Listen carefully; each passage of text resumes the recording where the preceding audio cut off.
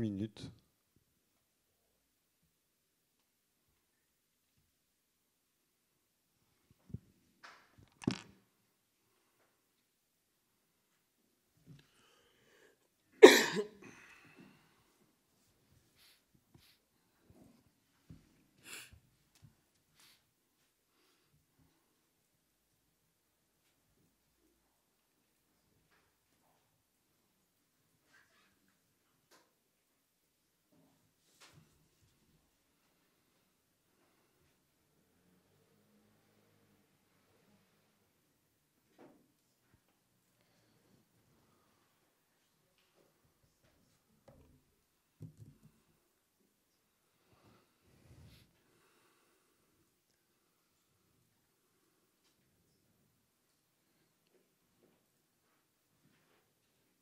Cinq, 4, 3, 2, 1.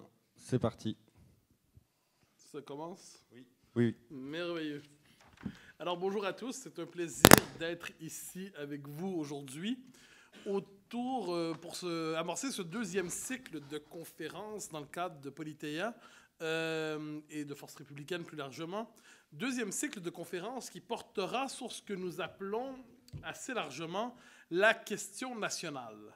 La question nationale, donc terme très vaste, la question nationale qui traverse certainement la modernité à la manière d'une question à la fois les plus obsédantes, mais au même moment à la manière d'une des questions qui est souvent le moins comprise. Parce que la nation va à ce point de soi, à certains égards, qu'il nous semble souvent difficile de réfléchir à ses conditions d'émergence historique, à sa fonction symbolique, à sa fonction politique, à sa fonction anthropologique.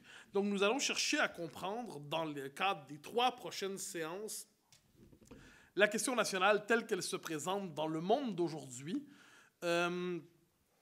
en mobilisant les ressources à la fois de la science politique, de la sociologie politique, de l'histoire, de la philosophie.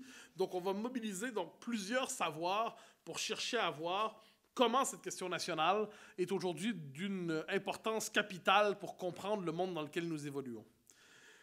Je me permets de donner, avant d'entrer dans le cœur de la matière, quelques exemples qui concrétisent, qui exemplifient cette présence partout visible de la question nationale dans le monde d'aujourd'hui. Pardonnez-moi. Premier exemple, c'est la fameuse question de l'identité nationale dont on parle un peu partout dans le monde occidental.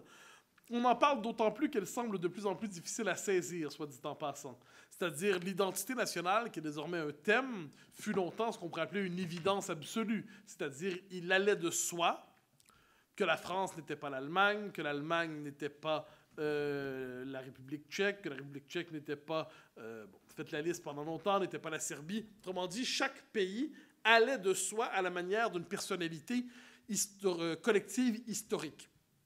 Or, aujourd'hui, la question de l'identité nationale, ce qui permet de distinguer les pays, et ça va être au cœur de la séance d'aujourd'hui, mais je développe un peu, la question, ce qui permet de penser l'identité d'un pays, sa marque spécifique, son identité, son caractère, c'est une des questions qui obsède le plus notre temps, sur plusieurs registres, c'est-à-dire devant la mondialisation, de plus en plus on se demande, mais qu'est-ce qui est le propre d'un pays? Est-ce que les pays ne sont finalement que des espaces sociaux sans profondeur historique sur lesquels nous sommes appelés à nous mouvoir en empruntant, en s'adaptant minimalement lorsqu'on arrive dans un pays, mais sans en embrasser fondamentalement les mœurs et la personnalité. Donc, qu'est-ce qui fait l'identité d'un peuple? Qu'est-ce qui fait l'identité d'une nation? Cette question-là se pose dans tous les pays occidentaux. Elle se pose aussi, bien évidemment, concrètement, devant des questions comme celle de l'immigration, devant des questions comme celle du multiculturalisme, le multiculturalisme canadien. Alors, comment fait-on en sorte que quelqu'un de nouvellement arrivé devienne un Français, devienne un Québécois, devienne un Italien? Comment fabriquer du national avec devant des gens qui sont de provenance étrangère? Donc, c'est une question fondamentale aujourd'hui. Comment être capable, autrement dit, d'intégrer substantiellement les nouveaux arrivants à nos pays? Donc, la question nationale est partout présente sous ce visage, c'est-à-dire c'est la question du commun. Comment tenir ensemble nos sociétés qui, par ailleurs, sont de plus en plus plurielles et éclatées. Nos sociétés qui peinent de plus en plus à penser le commun. Pourquoi? parce que le commun, c'est de plus en plus vu comme la tyrannie de la majorité. Hein, c'est-à-dire, on a tendance à l'oublier, mais le commun, c'est-à-dire ce qui nous rassemble, se traduit dans la sociologie politique dominante aujourd'hui comme l'expression d'une préférence majoritaire tyrannique qui vient étouffer la voix des minorités. Comment penser l'identité nationale dans un univers mental où toute expression du commun, où toute expression du destin partagé d'un peuple, eh bien, c'est penser d'une manière ou d'une autre comme une forme de domination. Nous aurons l'occasion de revenir dans le cadre des 3 séances sur cette question. Autre exemple de la présence partout visible de la question nationale aujourd'hui, c'est la question toute simple de la souveraineté nationale. On en parle tous les jours depuis quelque temps avec le Brexit. C'est-à-dire, quel est le statut de l'État-nation dans le monde dans lequel nous vivons? Est-ce que l'État-nation demeure le cadre de référence à partir duquel nous vivons l'expérience démocratique? Ou l'État-nation est-il appelé à se transcender, peut-être même se déconstruire, pour se projeter dans un nouveau cadre qui serait celui des grands empires continentaux? À tout le moins en Europe, c'est le sens du projet européen. Quelle est la place de la nation dans l'expérience européenne? Est-ce qu'il est possible pour un État qui avait concédé une partie de sa souveraineté nationale à des organisations supranationales, est-ce qu'il est possible pour lui de restaurer sa souveraineté nationale, de la reconquérir, de la regagner? Est-ce qu'autrement dit, l'abandon progressif de la souveraineté nationale au nom du post-national, est-ce que ça appartient au sens de l'histoire, comme on dit quelquefois de manière un peu lassante, c'est-à-dire un sens de l'histoire? Moi, j'ai toujours dit, s'il y a un sens de l'histoire, j'aimerais faire partie du comité qui le définit. Qui sont ces sages autorisés à nous dire quel est le sens de l'histoire? Quoi qu'il en soit, c'est toujours intéressant de savoir qui fixe le sens de l'histoire et pourquoi nous sommes obligés de suivre le chemin indiqué. Mais quoi qu'il en soit, revenons à l'essentiel, la souveraineté nationale. C'est une question fondamentale aujourd'hui. Est-ce que l'État-nation demeure le cadre fondamental de nos existences collectives? Et dernière forme de la question nationale, qui est peut-être sa plus ancienne et qui est aussi au cœur de l'actualité européenne depuis quelque temps, c'est la vieille question de l'indépendance nationale, c'est-à-dire celle de nations qui cherchent à se constituer en État indépendant pour participer au concert des nations en leur nom propre.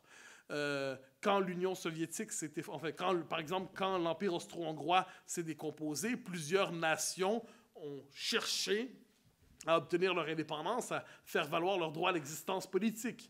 Quand l'Union soviétique s'est effondrée, il y a eu plusieurs indépendances nouvelles. Des pays ont regagné leur souveraineté, d'autres l'ont obtenue alors qu'ils l'avaient perdue depuis très longtemps. Donc c'est la question classique de l'indépendance nationale qui se pose de manière très concrète aujourd'hui en Europe occidentale et si on étend ça à l'Amérique du Nord autour de 3 cas. C'est évidemment la Catalogne. Que l'on soit favorable ou non à la Catalogne n'est pas la question ici. La question est de savoir qu'on est devant une population qui se prend pour une nation et qui croit qu'elle est en droit de se constituer en État-nation. Ensuite, on peut être pour ou contre. Mais c'est la forme la plus classique de la question nationale qui soit.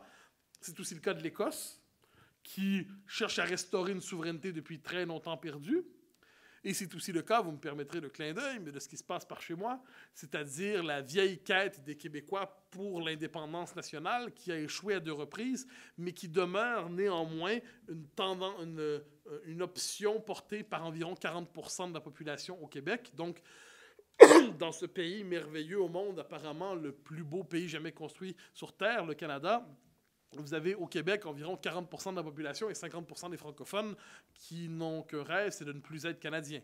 Donc, c'est assez intéressant de voir comment la question nationale, même dans sa forme la plus classique, la plus traditionnelle, continue d'agir sur nos sociétés, continue d'agir sur nos démocraties.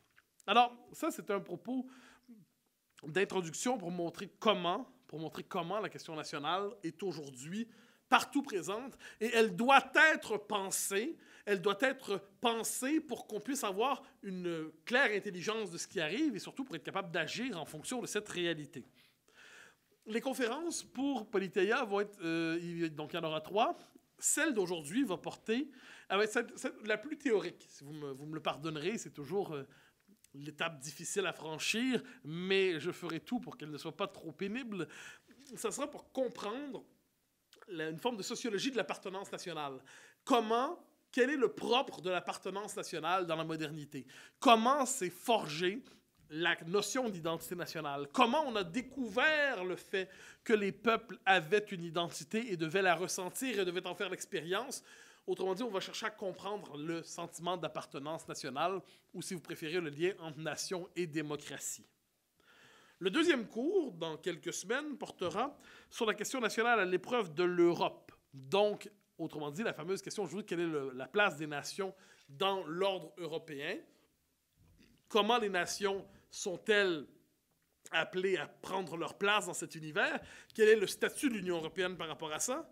On va s'intéresser aussi aux petites nations de l'Europe de l'Est. Les petites nations de l'Europe de l'Est, non au-delà de la conjoncture actuelle avec les dirigeants qui s'y trouvent, mais comment l'expérience de l'Europe n'est pas la même en Europe occidentale et en Europe de l'Est.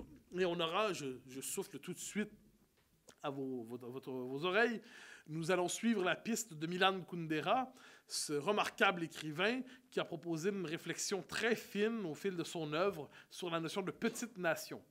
Les petites nations. Qu'est-ce qu'une petite nation? Nous dit Kundera, c'est une nation qui sait qu'elle peut disparaître. C'est une nation qui vit avec le sentiment de sa précarité existentielle.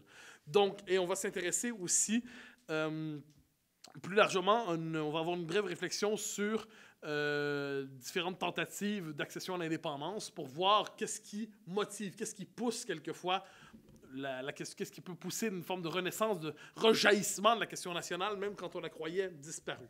Le troisième cours, nous serons, mais là on va entrer au cœur de ce qu'il y a de plus brûlant, de plus déchirant dans nos sociétés, nous allons parler de la question du multiculturalisme dans les sociétés contemporaines. Le multiculturalisme, idéologie dominante de notre temps, le multiculturalisme, principe à partir duquel se refonde un peu partout dans le monde occidental la communauté politique. Nous allons chercher à penser le multiculturalisme. Nous allons, de ce point de vue, sans nous y attarder exclusivement, penser notamment l'expérience canadienne. Qu'est-ce qui se passe exactement au Canada? Mais au-delà du Canada, nous allons voir comment se déploie ce principe dans nos sociétés, que ce soit dans la recomposition du statut de l'univers du statuaire dans nos villes, dans la recomposition de l'univers muséal, dans la redéfinition de la citoyenneté, dans la redéfinition de l'immigration, de l'intégration. Donc, nous allons nous intéresser à cette question fondamentale, celle du multiculturalisme. Donc ça, c'est le programme. L'introduction est donnée, le programme est donné. Nous entrons dans la matière. Alors, pour la petite histoire, j'aurais dû le préciser dès le début, je vais faire un exposé d'environ 1 heure, donc il reste environ 50 minutes. À partir de là, 1 demi-heure de questions. Toutes les questions, je le dis, sont bonnes.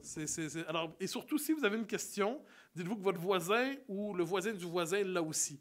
Donc, vous servez vos amis, vous servez vos proches lorsque vous posez une question. Ça permet d'éclaircir notre réflexion à tous. Et puisque nous ne sommes pas dans un concours académique où il faut faire échouer son prochain, eh bien, n'hésitez pas à poser la question et à servir votre prochain. C'est permis ici. Il faut en profiter. Vive l'entraide. Alors, allons-y sur cette notion fondamentale pour penser l'appartenance politique dans la modernité, la notion de contrat social. Vous êtes tous familiers, je devine, avec cette notion de contrat social. Vous l'avez rencontrée dans vos études. Vous l'associez probablement à des formules comme Jean-Jacques Rousseau. Pas des formules des philosophes comme Jean-Jacques Rousseau, John Locke, Hobbes. Donc, la figure du contrat social qui a été véritablement la matrice conceptuelle à partir de laquelle on a pensé le lien politique à la fondation de la communauté politique dans la modernité. Que nous dit le contrat social, la théorie du contrat social? Je le dis de manière très schématique, évidemment. Il y aurait moyen de faire une étude très fine de cette question, mais de manière schématique, que nous dit la théorie du contrat social? Que nous nous sommes arrachés au monde de la tradition et que désormais, la communauté politique n'est plus un fait. Nous nous sommes aussi arrachés, je l'ajoute, au monde de la nature, qui était la perspective aristotélicienne. Pour Aristote, la communauté politique est un fait naturel organisé. Et pour le monde de la tradition, la société est là par une forme d'antécédence historique et elle n'a qu'à se perpétuer et se maintenir en demeurant fidèle à ce qu'elle a toujours été. La modernité nous dit non. La théorie du contrat social nous dit nous basculons dans une nouvelle représentation de ce qu'est une société, de ce qu'est une communauté politique. Désormais, ce sera une forme d'artifice. elle sera voulue, elle sera construite, et on y adhérera rationnellement. Donc, qu'est-ce qu'est le contrat social? C'est cette idée que nous allons tous ensemble négocier pour fonder l'ordre politique auquel nous adhérons. Normalement, au cœur du contrat social, il y a aussi cette idée que nous concédons par ailleurs, ça c'est chez Hobbes, à la figure du souverain le monopole de la violence légitime et en échange de la sécurité qu'il nous propose. Mais ça, c'est la définition minimaliste du contrat. On peut trouver chez Rousseau, par exemple, une définition beaucoup plus riche, ou chez Locke aussi d'ailleurs. Mais, quoi qu'il en soit, on trouve donc dans cette idée du contrat social, cette idée que qu'est-ce qui fonde la légitimité d'une communauté politique? C'est le fait d'y consentir rationnellement. C'est le fait d'accepter de nouer entre nous contractants, c'est le fait qu'on accepte de nouer ensemble nos volontés pour créer une association politique à laquelle nous adhérons parce qu'elle nous semble juste. Donc, sa fondation est transparente. Les principes qui la fondent sont acceptés parce que nous y adhérons rationnellement. L'idée est clairement, je devine que vous êtes familier avec cette idée, mais ainsi présentée, ça vous est familier? Alors, il y a cette idée, donc, d'une communauté politique rationnelle. Mais il y a une part manquante ou une part oubliée, je dirais une part négligée dans la théorie politique moderne, c'est qui sont les contractants? Qui sont les contractants? C'est-à-dire, pour que nous soyons rassemblés, pour ensuite discuter de la communauté politique que nous voulons fonder, de l'ordre politique que nous voulons construire, du monde que nous voulons façonner et auquel adhérer rationnellement, pour que nous puissions construire cet ordre politique et cette communauté politique, il faut néanmoins 2 ou 3 choses. D'abord et avant tout, il faut qu'on soit capable de se comprendre. Si nous sommes de purs individus, liés par rien d'autre que le fait que nous sommes des individus, eh bien, la délibération risque d'être assez difficile. Il faut aussi qu'on soit présent, qu'on ait quelque chose en commun, qu'on soit capable de se comprendre. Pour être capable de construire quelque chose ensemble, d'abord doit-on savoir que nous sommes ensemble. Autrement dit, il y a, je dirais, un oubli, ou à tout le moins, il y a un angle mort dans la théorie du contrat social, c'est la figure des contractants. Autrement dit, pour que les hommes et les femmes nouent ensemble un lien politique, ils doivent avoir déjà entre eux un lien que l'on dira culturel. Un lien culturel, c'est-à-dire que nous devons déjà être une communauté, à tout le moins être capable de se comprendre, donc généralement une langue partagée, de préférence une histoire partagée, à tout le moins une culture partagée, pour avoir cet univers de signification partagée qui rend possible la délibération politique. Et ça, j'y reviendrai souvent dans le cadre de cette conférence, et même dans le cadre des 3, la démocratie présuppose qu'on soit capable de se comprendre. Mais qu'on soit capable de se comprendre présuppose qu'on ait un langage partagé. Et plus encore, ça suppose qu'on a un imaginaire partagé. Ça suppose qu'on ait des points de référence partagés. Donc, de ce point de vue, le contrat social des modernes présuppose l'existence d'une communauté historique déjà constituée. Quel est l'apport alors légitime du contrat? Eh bien, le contrat n'a pas pour vocation, si on le théorise adéquatement, le contrat n'a pas pour vocation de fonder l'ordre politique en lui-même. Le contrat ne crée pas la société, contrairement à ce que croyaient les théoriciens. C'est une entreprise fictive, mais appelons ça, il y avait une faille dans la fiction. Le contrat, dans la modernité, ne crée pas la communauté politique. Le contrat peut, cela dit, créer la question du régime. Donc, une fois qu'on est un peuple, une fois qu'on est une nation, une fois qu'on est un groupe, quelles sont les modalités de l'existence collective? Comment on veut organiser notre vie collective? Alors là, le contrat est pertinent, parce que nous allons consentir à l'ordre politique dans lequel nous évoluons. Mais pour que nous consentions à évoluer dans un ordre politique qui sera partagé, nous doit d'abord exister. Autrement dit, c'est la question du nous historique. Autrement dit, c'est la question de la nation. Est-ce que c'est à peu près clair jusqu'à présent? Alors, dans cette réflexion, il ne faut pas être trop sévère. Je pense, par exemple, à un philosophe comme Rousseau, Jean-Jacques Rousseau. On a tous lu, de près ou de loin, on l'a peut-être lu un peu trop rapidement quelquefois, mais on a tous lu le contrat social de Rousseau, du contrat social. Texte lumineux, texte brillant, qui a ses faiblesses, ses grandeurs, mais qui a surtout ses grandeurs. Ne soyons pas mesquins. Mais quand on prend la peine de lire Rousseau un peu plus, et qu'on se tourne vers ce texte exceptionnel, et plus encore vers les premières pages, des considérations sur le gouvernement de Pologne. Donc Rousseau, en gros, se demande quelle serait la bonne constitution pour les Polonais. Eh bien, très rapidement, il dit « Une bonne constitution doit être adaptée au caractère, à la psychologie, aux mœurs, à la singularité d'un peuple. » C'est intéressant. Autrement dit, Rousseau reconnaît lui-même, le théoricien du contrat social, reconnaît, dès le début du texte consacré au gouvernement de Pologne, reconnaît au cœur de son œuvre, en un sens, ne fait qu'une bonne constitution, donc ce qui fonde un ordre politique, doit reconnaître le caractère, la psychologie, les mœurs, le tempérament d'un peuple, ce qu'on appellerait aujourd'hui probablement son identité.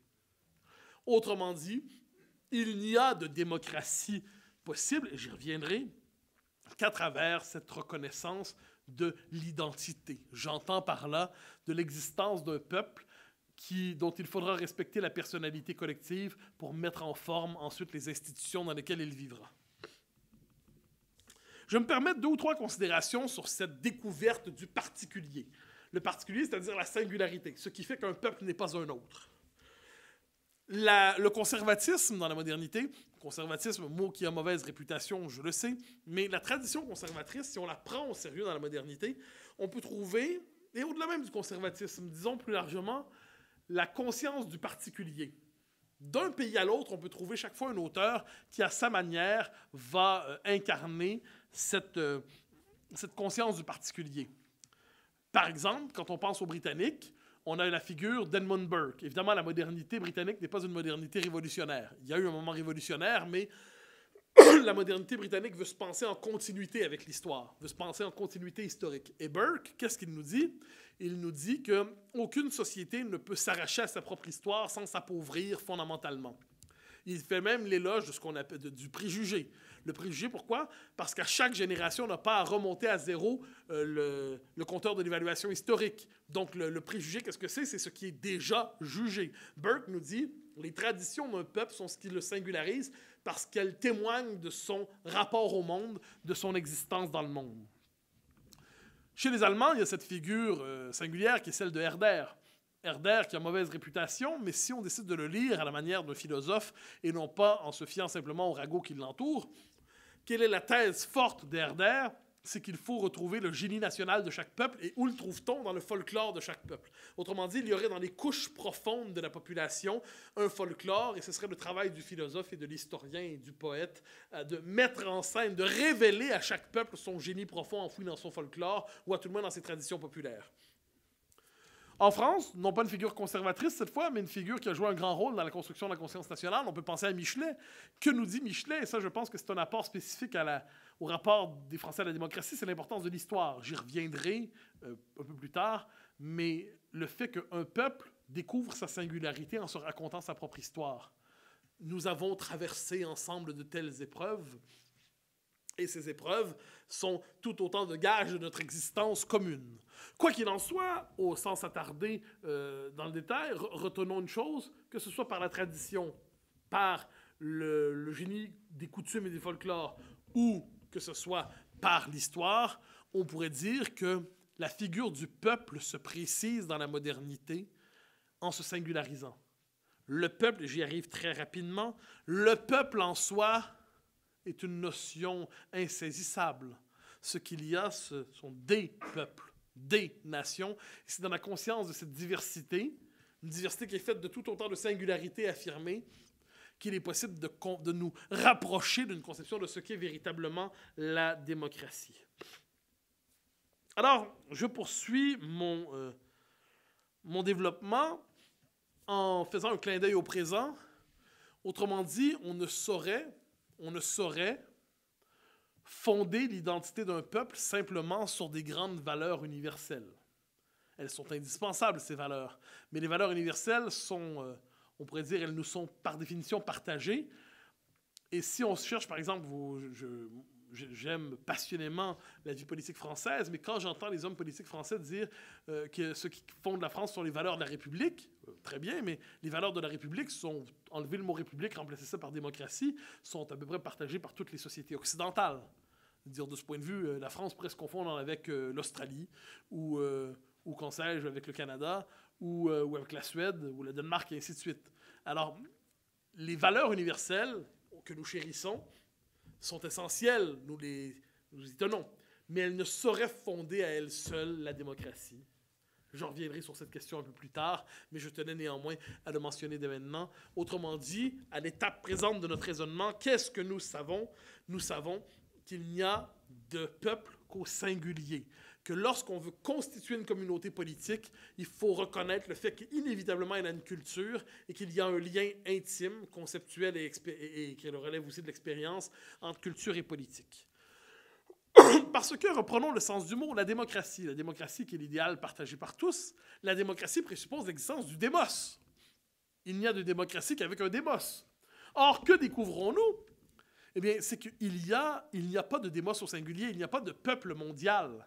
Il y a une pluralité de peuples, il y a une diversité de peuples, une diversité de nations, et la démocratie n'est parvenue à travailler l'histoire qu'en, je dirais, en étant approprié, en faisant en sorte que les nations, les peuples se l'approprient chaque fois en disant oui, absolument, la démocratie, c'est le peuple qui se gouverne par lui-même. Excusez-moi. C'est le peuple qui se gouverne par lui-même, mais de ce point de vue, notre peuple veut se gouverner par lui-même. On pourrait dire que c'est l'effet des conquêtes napoléoniennes en Europe à certains égards. C'est-à-dire que la démocratie ne progresse dans l'histoire que dans la mesure où chaque peuple se l'approprie en disant « mais effectivement, c'est bon pour moi aussi ». Donc, nous sommes ici devant une idée qui me semble assez fondamentale, c'est-à-dire que la démocratie, pour s'incarner, a eu besoin de la diversité des peuples qui constituent d'abord l'Europe, mais plus largement le monde. La démocratie n'est possible que dans la mesure où un peuple se l'approprie en disant « à travers elle, je veux prendre le contrôle de mon destin ».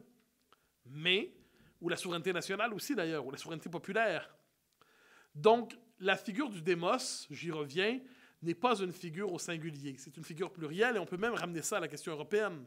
C'est-à-dire quand on dit, par exemple, est-ce qu'il y a un peuple européen? La réponse, c'est non. Il y a une civilisation européenne, sans aucun doute, d'un génie exceptionnel. Mais est-ce qu'il y a un peuple européen? Non.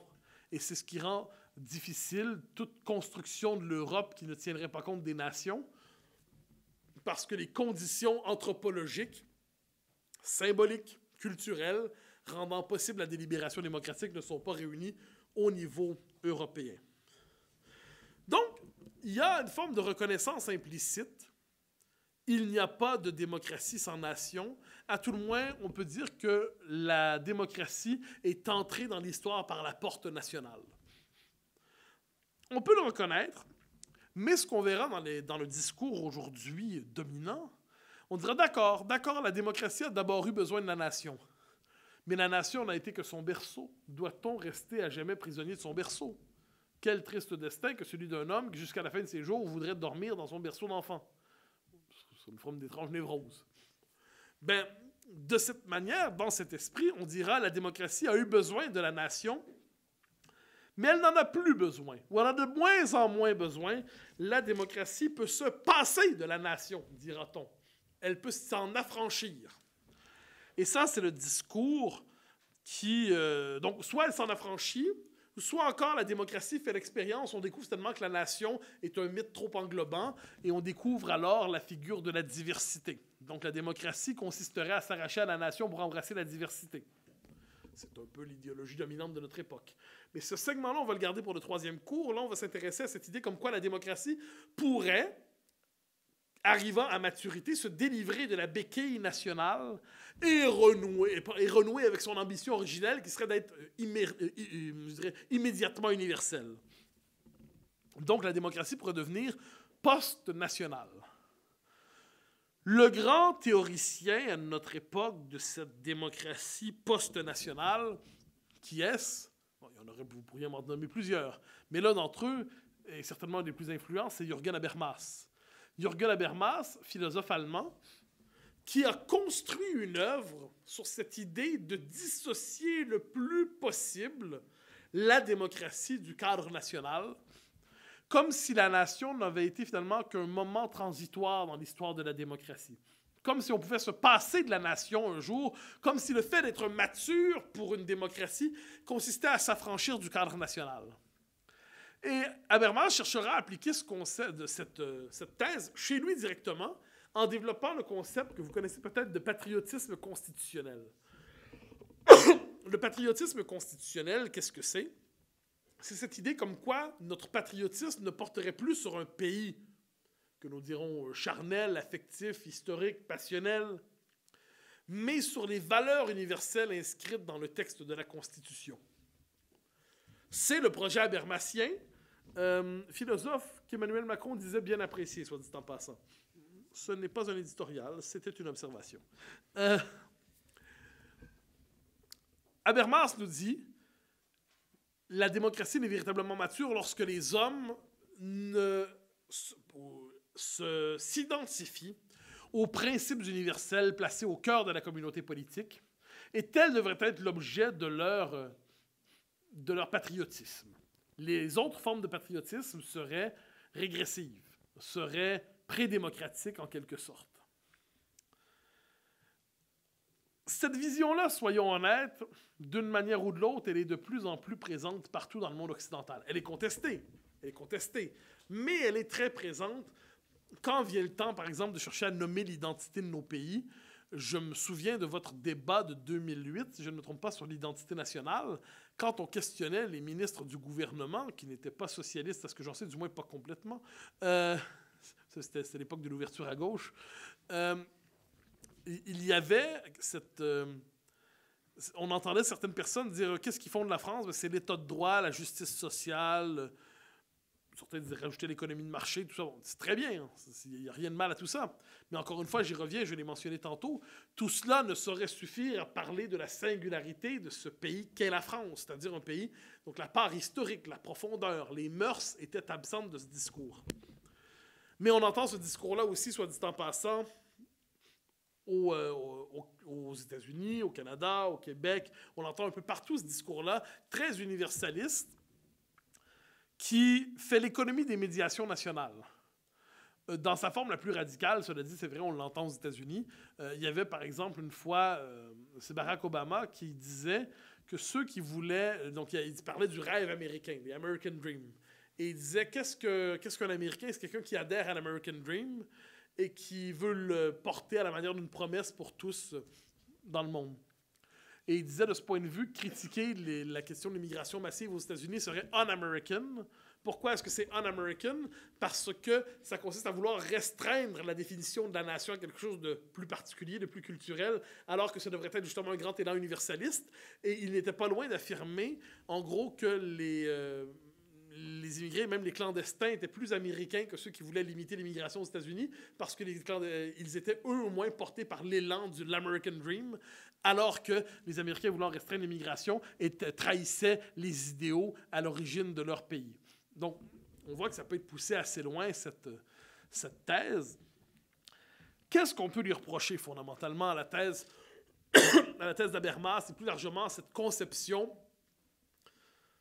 on pourrait dire, terriblement restrictive du patriotisme dans nos sociétés? On pourrait d'abord lui reprocher de ne pas être en conformité avec la réalité, ce qui est normalement un bon reproche à faire. C'est-à-dire, si vous êtes en décalage avec le réel, disons que la valeur de votre thèse diminue. C'est pas toujours ce qu'on pense à l'université, mais j'ai tendance à croire qu'on devrait le penser.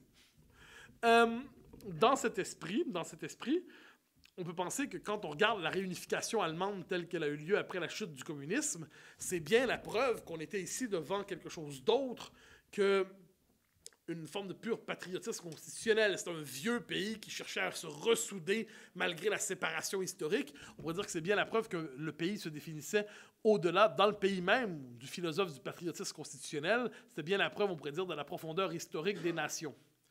On pourrait trouver bien d'autres exemples à ça, mais allons plus sur le plan de la thèse en profondeur.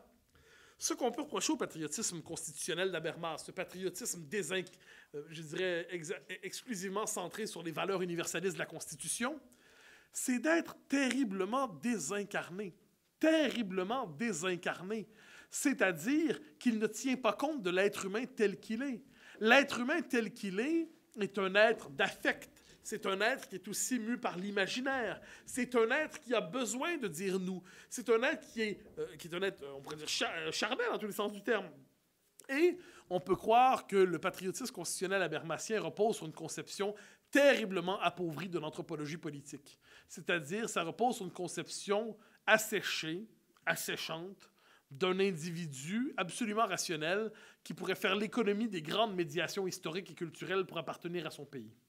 On peut dire de ce point de vue que le patriotisme constitutionnel habermasien qui est à la mode dans nos sociétés est un patriotisme décharné et en fait décomposé, et en fait que ce n'est plus un patriotisme.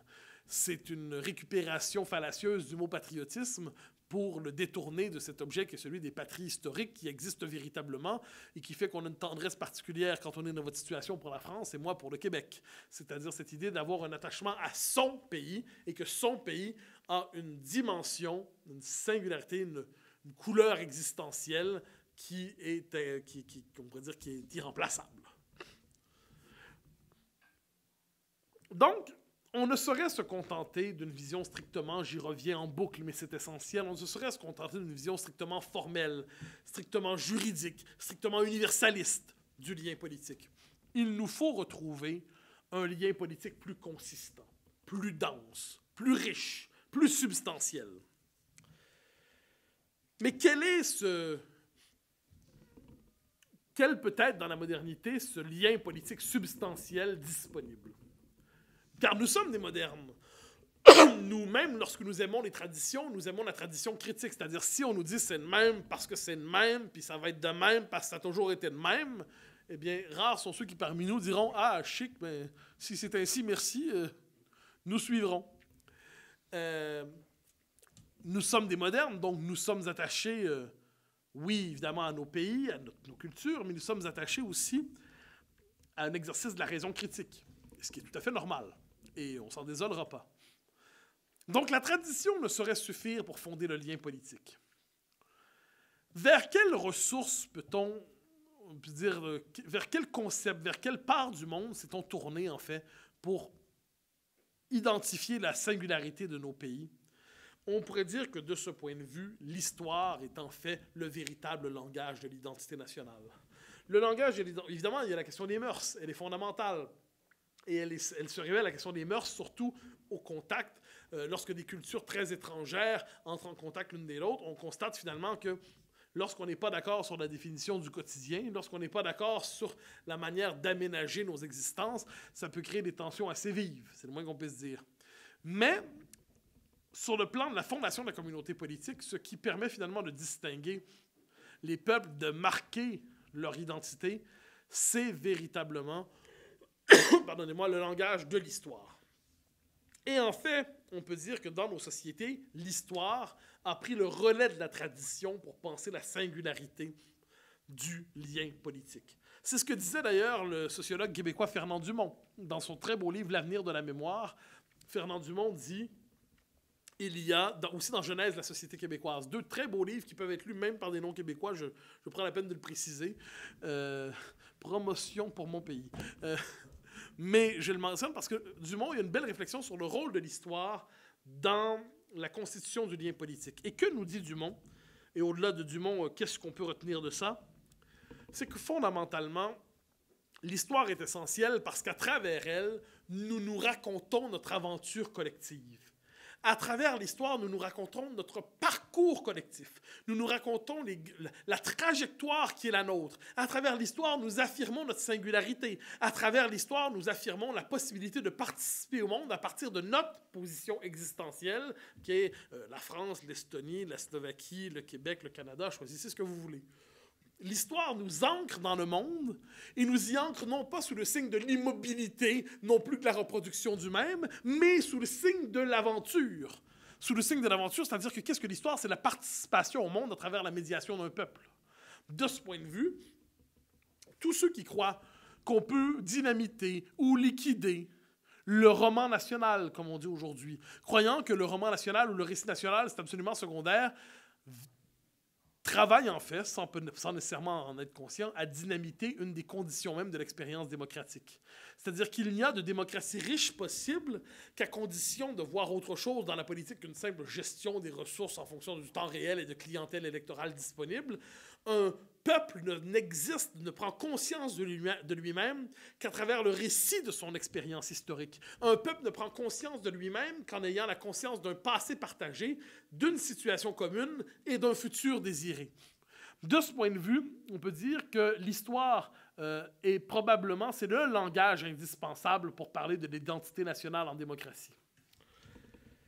Et si vous liquidez l'histoire, si vous liquidez la conscience historique, vous condamnez en fait une néantisation de l'identité nationale.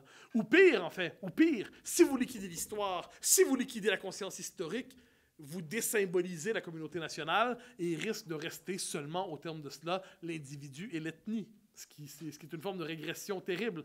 Philippe Séguin, grand homme politique de votre pays, avait très justement rappelé que si on sacrifie la nation, on ne va pas retrouver un être humain absolument émancipé, on va retrouver l'ethnie, la régression ethnique, peut-être même pire.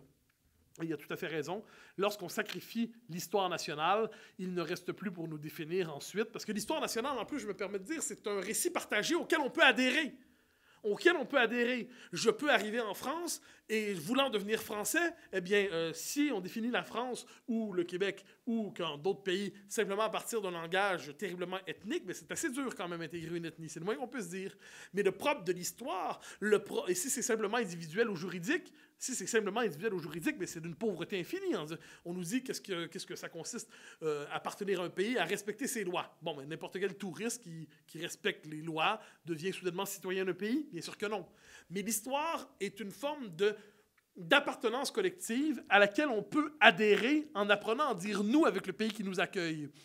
Lorsque quelqu'un arrive en France et s'approprie l'histoire par fascination, l'histoire napoléonienne, ou encore, que sais-je, l'histoire des rois, ou l'histoire de la Révolution. Il y a plusieurs manières d'entrer dans l'histoire. Il s'approprie ainsi le récit national, l'identité collective, et il apprend à dire « nous » avec le pays qui est le sien. Et l'histoire est cette entreprise qui permet de créer du « nous » dans la modernité. De ce point de vue, l'histoire s'accompagne d'enjeux politiques d'une importance capitale. À partir du moment où vous reconnaissez que l'histoire est essentielle, eh bien, vous en arrivez très vite à la conclusion suivante, c'est que il y a un débat essentiel pour savoir quel est le sens de cette histoire. Quel est le sens de cette aventure Quel est le sens de cette aventure partagée? Quel est le sens de ce destin qui est le nôtre? Parce que nous sommes en démocratie, il ne se livre pas à nous à la manière d'une évidence absolue. Et de là, le côté absolument passionnant des querelles d'historiens.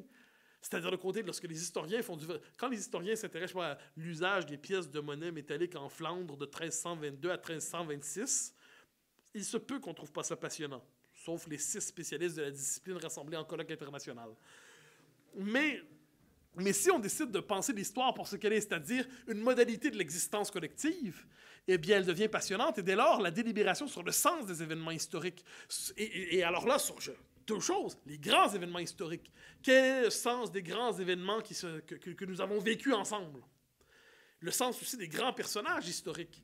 Les grands personnages qui sont source d'inspiration ensuite. Pourquoi les grands personnages sont si essentiels? Parce qu'à travers eux, une nation en est venue à faire des choix. Les grands personnages sont intéressants dans la mesure où ils symbolisent la possibilité pour la nation de faire un choix plutôt qu'un autre. Et de ce point de vue, vous préférez Robespierre, vous préférez Danton, vous préférez De Gaulle ou vous préférez De Gaulle. Je considère que de ce point de vue, on n'a pas le droit de choisir. Il faut préférer De Gaulle. Bon, mais plus largement, il est intéressant de voir comment les grands personnages historiques incarnent la nation.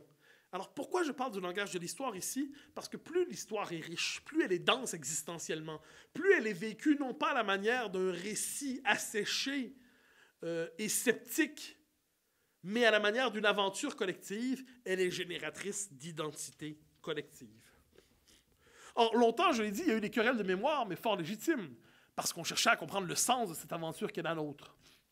Aujourd'hui, cela dit, on est dans un moment très particulier de l'histoire, en fait de l'histoire de nos sociétés, où une partie du travail historien consiste aujourd'hui soit à nier l'existence de la nation, donc c'est cette idée comme quoi l'histoire, la nation ne serait qu'une construction sociale artificielle qu'il nous serait nécessaire de déconstruire pour arriver au stade prochain de la démocratie, Ou, pire encore, cette manie qui relève de l'histoire pénitentielle. Vous savez, cette histoire qui ne retient de nos pays que les pages les plus sombres, les plus gênantes, les plus humiliantes, pour développer une forme de conscience collective pénitentielle dont nous devrions avoir honte. Cette histoire ne mérite pas d'être portée, parce que si l'histoire telle que vous la... Si comme une génération arrive dans le monde et dit l'histoire qui a été la nôtre jusqu'à présent est une histoire odieuse, une histoire raciste, sexiste, phobe, et ainsi de suite, eh bien, si tel est le cas, cette histoire, on voudra s'en débarrasser, on voudra s'en délivrer, on voudra faire table rase. Si ce n'est pas une aventure qui mérite d'être poursuivie, mais une forme de passé qui nous suit à la manière d'un passé maudit, eh bien, on comprend dès lors le désir du déracinement, le désir de l'arrachement. Parce que si cette histoire nous est présentée comme un fardeau honteux, qui a envie de le reprendre? Il y a quand même des limites à l'esprit sacrificiel. Donc, de ce point de vue, ne nous trompons pas, les querelles historiques qui traversent l'espace public ont une dimension fondamentalement politique. Méfions-nous aussi de certains historiens qui disent « je ne suis que scientifique » et ensuite qui nous fourguent un programme très idéologique. Prenons la peine de voir l'arrière-fond idéologique, quelquefois, de discours présents dans l'espace public. Quoi qu'il en soit, l'effet de ce discours terriblement inhibiteur, de ces discours négatifs sur la nation, donc soit qui nie son existence, ou alors qui la culpabilise. Donc l'effet, c'est un effet inhibiteur. Je me permets d'y revenir, c'est-à-dire la nation ne disparaît pas. La France ne disparaît pas, la Grande-Bretagne ne disparaît pas, l'Italie ne disparaît pas, le Québec ne disparaît pas, parce qu'on les culpabilise. Mais c'est la possibilité d'exprimer le sentiment national et l'appartenance nationale qui devient de plus en plus difficile. Parce que lorsque vous l'exprimez, vous risquez alors d'être étiqueté de la pire des manières possibles. L'appartenance nationale, lorsqu'elle est disqualifiée moralement, eh bien, elle va avoir tendance à se réfugier ensuite chez ceux qui sont prêts à brandir son étendard, même s'ils ne sont pas nécessairement recommandables. Si on veut comprendre ce qu'on appelle aujourd'hui les fameux populismes, il faut voir qu'ils se sont en bonne partie distingués, d'abord et avant tout parce qu'alors que plus personne ne voulait brandir le drapeau patriote, le drapeau national, de peur d'avoir l'air raciste, homophobe, xénophobe, discriminatoire, tout ça, eh bien, ceux qui ont brandi le drapeau national n'ont pas toujours été les plus recommandables, mais ils ont été capables de se construire un créneau politique en récupérant ce besoin fondamental d'appartenance, cette demande d'identité nationale qui était présente dans nos pays. Parce qu'il vaut la peine de le dire, et on se rapproche lentement de la fin, il reste environ une quinzaine de minutes avant la période de questions, mais on peut croire aujourd'hui, c'est cette espèce, appelons ça de l'anthropologie d'aéroport, que nous sommes tous aujourd'hui des citoyens du monde, nomades, en perpétuel mouvement, incapables de se fixer où que ce soit, toujours à la recherche de découvertes et de nouveautés. C'est-à-dire qu'on veut retrouver dans chaque capitale du monde le même portrait en toutes circonstances et qu'on se félicite encore d'aimer la diversité. Ça, c'est merveilleux. Si on le retrouve partout, à Barcelone, à Montréal, à Toronto, à Vancouver, à Paris, et ainsi de suite, partout le même centre-ville, on se dit « ah ben ça, je suis ouvert sur le monde parce que je peux me retrouver chez moi partout dans le monde ». Forme d'anthropologie d'aéroport. C'est un peu triste, en fait. Mais quoi qu'il en soit, le commun des mortels a besoin d'appartenance nationale. Et on le voit, une demande d'identité nationale. Une demande qui est forte, qui est récurrente et qu'il est difficile de nier. Cette demande d'identité nationale, elle correspond donc à une demande de collectif. L'individu n'a pas envie fondamentalement d'être abandonné seul dans son coin. Il a besoin d'appartenir à quelque chose qui le transcende. Il a besoin de participer à une aventure qui le transcende et surtout, il a besoin de protection collective. On a oublié que le politique n'a pas seulement pour fonction de nous adapter à la modernité, de nous adapter au monde qui nous environne. Le politique a aussi pour fonction de protéger ce qu'il y a de fondamental pour nous tous. Et de ce point de vue, quand le politique n'assume pas sa fonction protectrice sur le plan de l'identité nationale, le politique renie une de ses fonctions les plus élémentaires et risque de favoriser le développement de pathologies politiques dont nous sommes aujourd'hui les témoins. Alors, nous nous rapprochons de la fin, il y a donc une valeur fondamentalement positive à une identité nationale que l'on dira décomplexée dans nos sociétés, parce que pour peu qu'elle soit bien pensée, elle sert de carburant fondamental à cette entreprise collective qu'est la démocratie. J'aimerais maintenant montrer, dans une petite section qu'on appellera les vertus de l'identité nationale, méditation sur le 20e siècle, que l'identité nationale, lorsqu'elle a été bien mobilisée, a servi à sauver la démocratie. Elle a permis de... Comment pourrait-on dire? Elle a permis d'alimenter la démocratie de sentiments qu'elle n'était pas capable de générer elle-même pour la sauver lorsqu'elle fut en danger. 3 figures sur lesquelles je reviens souvent, mais qui me semblent absolument essentielles. De Gaulle, Churchill, Solzhenitsyn. Quand De Gaulle décide de marquer sa dissidence héroïque et admirable du 18 juin, il ne le fait pas, convenons-en, au nom d'une France qui serait réduite à une simple déclaration des droits de l'homme et des valeurs républicaines d'aujourd'hui. Je ne dis pas que ce n'est pas important, mais je dis qu'il ne la réduisait pas à ça. Dès la première page des Mémoires de guerre, que nous dit-il? Que la France vient du fond des âges. Il en parle d'ailleurs à la manière d'une entité mythique. Il en parle à la manière d'une entité presque romantique, pourrait-on dire.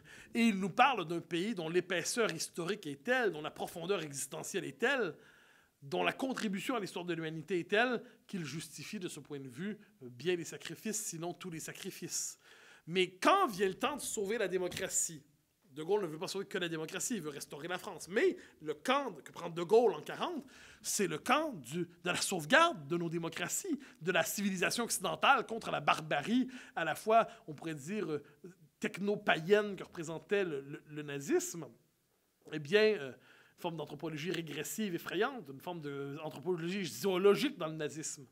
Eh bien, De Gaulle se porte à la défense de la démocratie, mais en mobilisant les ressources de la nation. Le patriotisme gaullien n'est pas un patriotisme tiède et tranquille. C'est un patriotisme tragique qui s'alimente de toutes les grandes pages d'histoire de France. Et quand on lit les mémoires de guerre, et quand on écoute les grands discours qui ont été laissés pendant la guerre, il mobilise sans cesse l'histoire de France la plus exigeante, les pages les plus tragiques, les pages les plus inspirantes, pour être capable de mobiliser ce qu'on appellerait aujourd'hui l'identité nationale. Et on peut dire de ce point de vue que si la démocratie a été sauvée en France, c'est en bonne partie parce que celui qui voulait la sauver, mais évidemment, je vais donner d'autres exemples, savait que la démocratie, aussi essentielle soi-même, ne se suffit pas elle-même, n'est pas autoréférentielle. La démocratie a besoin d'autre chose qu'elle-même pour être capable de se sauver lorsqu'elle est attaquée. On pourrait dire la passion de l'honneur, la passion farouche de l'indépendance, la capacité sacrificielle. Mais de ce point de vue, elle a besoin d'une transcendance. Enfin, il y a un texte magnifique que je vous invite à lire. Je vous l'enverrai pour la prochaine fois. Pour ceux qui... C'est une liste courriel disponible. Un texte de Paul Thibault qu'on trouve dans le Messager européen du début des années 90. Mais je l'ai en PDF. Je vous l'enverrai pour ceux qui le voudraient. Un texte magnifique sur une forme de philosophie du gaullisme et qui cherche à voir comment l'aventure de la nation pensée comme aventure romantique et pensée comme aventure tragique, comme aventure sacrificielle, et ce qui rend possible ensuite le sauvetage de la démocratie à un moment où elle est menacée par les pires forces qu'on puisse imaginer. Churchill, ensuite. Churchill, c'était pas exactement un prix 68 heures en culotte courte. C'était pas... Aujourd'hui, reviendrait-il dans nos sociétés qu'on ne saurait pas quoi faire exactement avec ce bulldog singulier? Eh bien, Churchill veut sauver la démocratie, oui, mais au nom aussi de la gloire de l'Empire. Donc, la gloire de l'Empire, disons autrement dit la gloire de la patrie, des sentiments qui aujourd'hui seraient très peu recommandables, très peu recommandés dans nos sociétés. Je m'amuse souvent d'imaginer Churchill et De Gaulle revenir dans nos sociétés. On les classerait où on les classerait sur l'espace politique. Je ne pense pas qu'on leur donnerait une étiquette avantageuse. Et pourtant, ce sont eux, quand la démocratie a été en danger, quand la civilisation occidentale, dans sa part la meilleure, a été en danger, on a sauvé la démocratie en mobilisant des vertus qu'aujourd'hui la démocratie a tendance à rejeter. C'est le paradoxe de notre temps. Quand il a fallu sauver la démocratie, c'est en mobilisant des vertus, des principes, un imaginaire qu'aujourd'hui la démocratie combat au nom de son accomplissement. On aura l'occasion d'en parler dans les autres cours, mais je tenais quand même à le mentionner. Solzhenitsyn ensuite, figure magnifique, figure inspirante, figure absolument remarquable. Solzhenitsyn incarne la dissidence contre le totalitarisme. Mais est-ce qu'il se contente d'une dissidence au nom des droits de l'homme? Il croit aux droits de l'homme. Mais de quel homme parle-t-on? D'un homme qui, chez Solzhenitsyn, est un homme à la fois enraciné et spirituel. Solzhenitsyn va résister au totalitarisme à la fois par la valorisation de la Russie éternelle et de l'orthodoxie. Qu'est-ce que ça nous dit, tout cela? Parce que je vois le temps avancer et je veux quand même avoir le temps de terminer. Qu'est-ce que ça nous dit? Ça nous dit que cette espèce de grand récit médiatiquement dominant qui place une espèce de contradiction entre la nation et la démocratie, et même entre la nation et la sauvegarde de la démocratie, est un récit terriblement inattentif à la réalité de l'histoire. que la démocratie n'a pu se sauver qu'en s'alliant à la nation, qui elle-même n'a pu s'oxygéner qu'en s'investissant dans la démocratie. On a ici une forme de réalité historique qu'on doit garder à l'esprit. Les vertus, les principes qui ont permis la sauvegarde de la démocratie lorsqu'elle a été menacée par par le totalitarisme au XXe siècle, étaient des vertus qui nous semblent aujourd'hui antidémocratiques, étonnamment, mais qui étaient pourtant fondamentales pour mobiliser les hommes et sauver leur pays, sauver leur patrie et sauver leur liberté. De ce point de vue, la démocratie et l'identité, loin d'être contradictoires, sont mutuellement indispensables. J'arrive lentement à ma conclusion. Elle tiendra en 4 grands temps. Nous devons réfléchir à la diversité humaine. La diversité humaine n'est pas une diversité transitoire dans l'histoire du monde. Vous savez, cette idée comme quoi on serait passé de la tribu à la cité, de la cité à la nation, de la nation un jour à l'empire peut-être. Et au terme de cela, tous les hommes seraient rassemblés dans une même communauté politique mondiale, une politie mondialisée, une société mondiale où les vieilles frontières, les divisants, seraient périmés. Je crois que cette lecture du monde est fondamentalement contradictoire avec l'expérience véritable de l'humanité, qui est irréductiblement plurielle. C'est-à-dire que nos patries, nos identités ne sont pas quelque chose de transitoire dont on pourrait se délivrer pour un jour devenir des individus encore plus parfaits parce que délivrés des déterminations, des médiations particulières que sont les langues, les nations, les cultures et ainsi de suite. Je pense qu'il nous faut accepter cette idée qu'il y a une diversité du monde et que cette diversité est fondamentalement bonne. J'entends par là que c'est tout autant le visage de l'expérience humaine qui s'exprime par là. Et on ne saurait traiter les identités non plus seulement comme des folklores, comme un stock résiduel de coutumes dont on peut se passer pour se faire le grand saut dans l'univers cosmopolite. C'est dans la mesure où nous sommes enracinés dans nos pays respectifs et nous valorisons leur culture et leur identité propre que nous sommes capables ensuite de participer au monde en ajoutant quelque chose de singulier, de spécifique, qui est en fait notre héritage national particulier.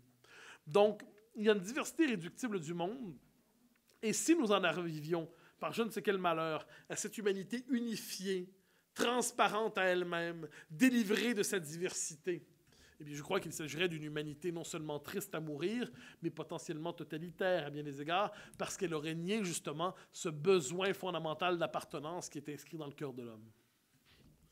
Deuxième élément, et ça, j'ouvre un peu vers un prochain cours, mais je tenais quand même à le mentionner, il y a aussi dans le monde il y a plus une diversité de nations, et il y a une diversité de positions existentielles de ces nations. Je m'explique.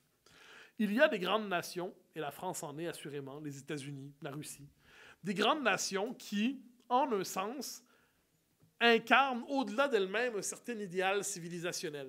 C'est-à-dire qu'aujourd'hui, et pour longtemps encore, je crois, on va se tourner vers la France ou les États-Unis pour y voir non seulement un pays parmi d'autres, mais un pays qui propose une certaine expérience du monde, une certaine manière d'habiter le monde, qui peut inspirer au-delà de sa propre réalité. Aujourd'hui, au Québec, on a un débat assez passionné sur la question de la laïcité. Alors, évidemment, les Québécois ont leur propre chemin vers la laïcité, mais il serait faux de dire qu'ils n'ont pas un œil quand même sur... La laïcité est un principe qui a fécondé l'histoire de France, qui porte une histoire contrastée, mais qui a un principe fondamentalement positif. Eh bien, la France, aujourd'hui, devant le modèle anglo-saxon, la France, pour bien des peuples, représente une autre manière d'habiter le monde. Et ce qui se passe en France ne se passe jamais qu'en France, disons-le comme ça. Il y a des grandes nations qui, je ne dis pas qu'elles sont exemplaires, mais qui proposent une certaine manière de penser qui ouvre sur le principe de civilisation. Et certaines nations, de ce point de vue, nous offrent le privilège d'être une forme de modèle susceptible d'inspirer ensuite les différentes expériences politiques parmi les hommes. Donc, il y a les grandes nations, mais il y a aussi, vous me permettrez d'en parler avec quelque tendresse, les petites nations. Les petites nations qui, je le disais avec Kundera tantôt, sont conscientes de leur précarité, savent qu'elles peuvent disparaître, savent que leur identité n'est pas promise à l'éternité, qui doivent sans cesse réaffirmer la légitimité de leur parcours. Parce que le réflexe dans les grandes capitales par rapport aux petites nations, c'est de dire, mais c'est très bien cette charmante petite identité, mais pourquoi vous entêtez-vous à la maintenir? Ça ne vous dirait pas d'embrasser quelque chose de plus large, de plus grand? Pourquoi vous entêtez-vous dans cette différence provinciale, archaïque, quelque peu exaspérante?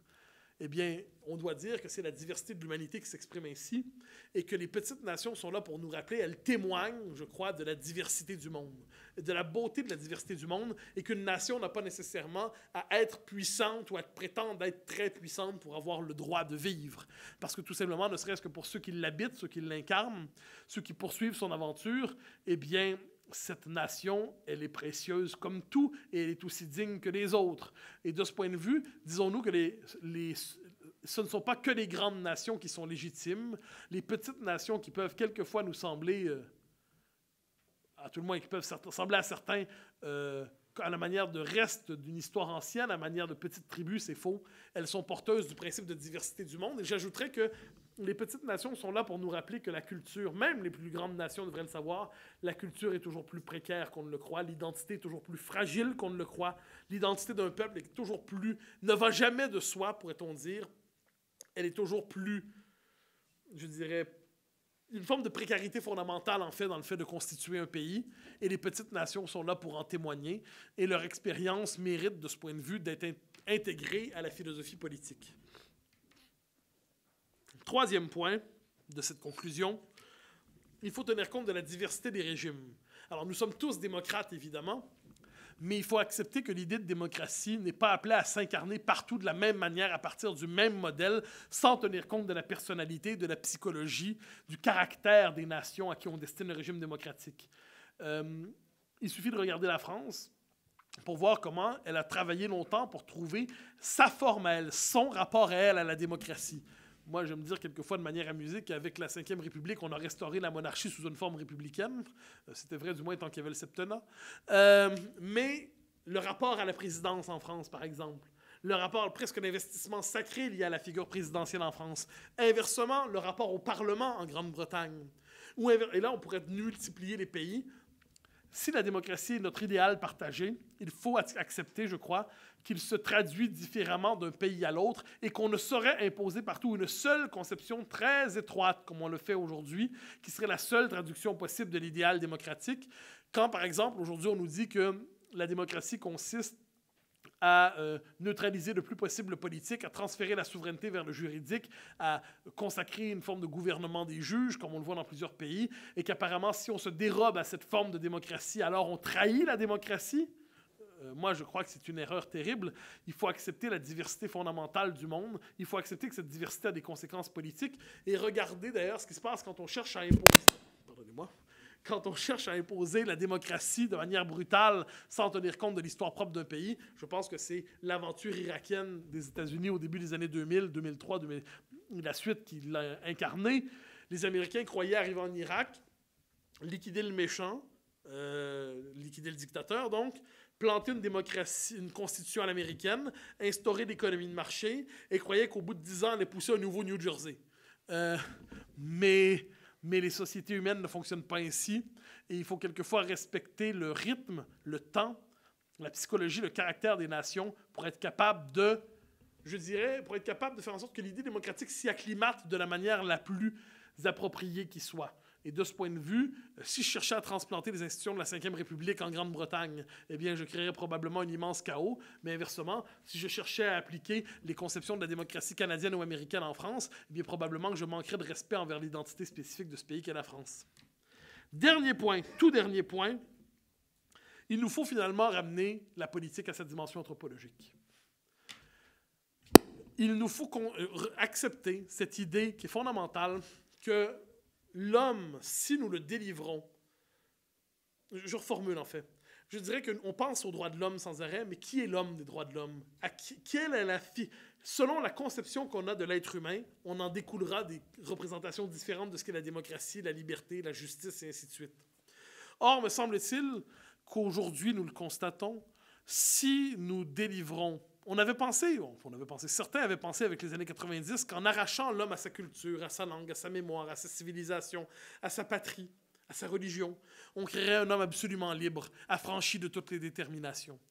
Mais ce que nous découvrons aujourd'hui, c'est qu'un homme à qui on aura tout arraché ne sera pas absolument libre, mais absolument nu et condamné à grelotter dans un monde beaucoup trop froid pour lui.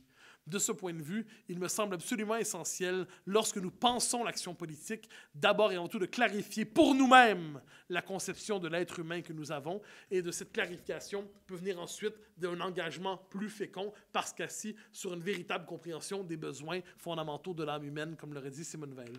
Je vous remercie. Nous arrivons à la période de questions, s'il y en a, évidemment.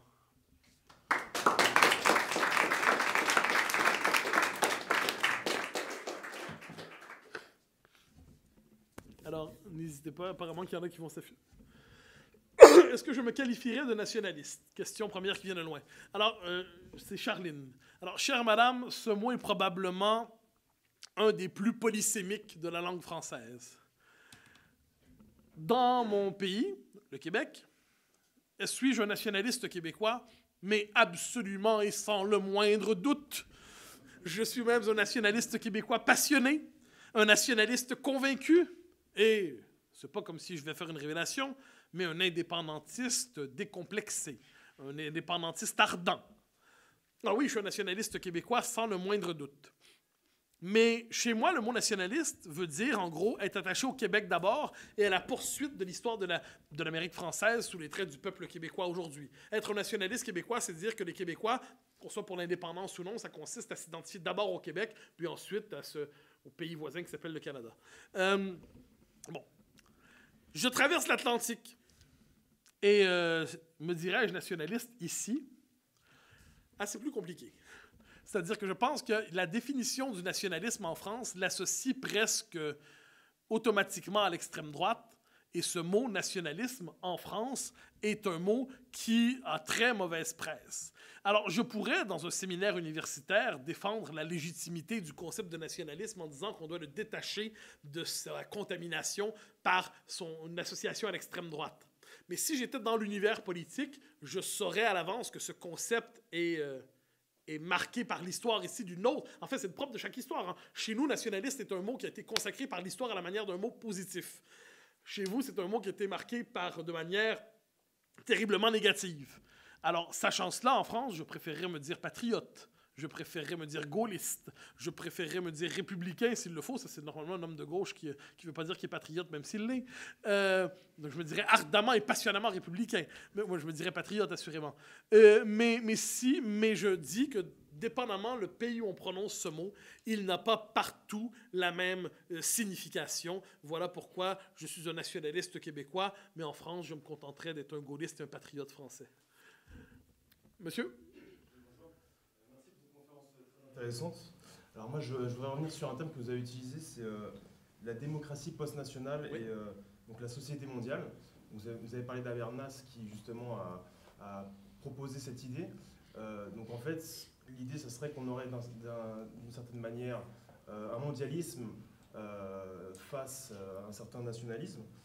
Moi, ma question, c'est concernant ce mondialisme, qu'est-ce que vous pensez d'une personnalité qui, selon moi, est très influente et qui est d'ailleurs très décrié, mais qui a un pouvoir assez criant de nos jours, qui s'appelle George Soros et sa société, l'Open Society, qui, jusqu'à preuve du contraire, influence certaines nations pour, justement, pour certaines choses, pour plus d'immigration, pour la dépénalisation des drogues, pour ce genre de choses. On sait que George Soros est un ardent défenseur de ce mondialisme-là.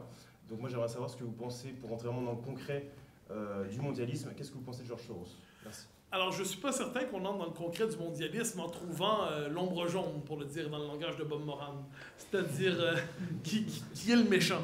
Je pense que cette manière de penser... Alors, sans aucun doute, il y a une action politique et idéologique menée par ce personnage, mais je pense que se fixer exagérément sur lui consiste à ne pas, me semble-t-il, chercher à comprendre plus largement les tendances qui façonnent l'époque et qui peuvent se passer parfaitement de M. Soros pour se déployer.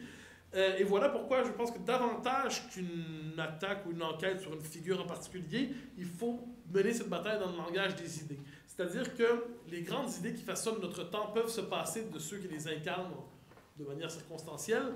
Or, quelles sont les idées qu'il nous faut aujourd'hui critiquer?